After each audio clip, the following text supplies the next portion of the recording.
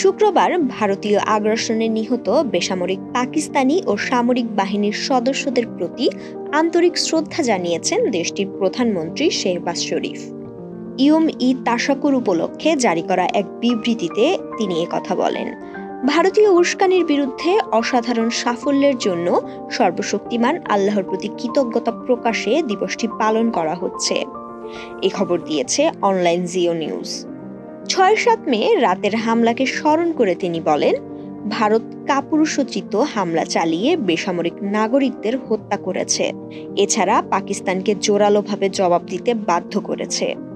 শেহবাজ আরও বলেন যে রাফাল জেট নিয়ে তারা গর্ব করত তা আমাদের শাহিনের কাছে ছাই হয়ে গেছে।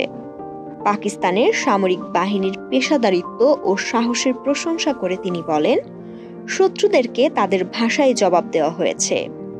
নির্ভুলতার সঙ্গে শত্রুতামূলক পরিকল্পনা ব্যর্থ করা হয়েছে। শত্রুপক্ষের বিমান ঘাঁটি ও অস্ত্রের মজুদ চোখের পলকে ধ্বংসস্তূপে পরিণত হয়েছে।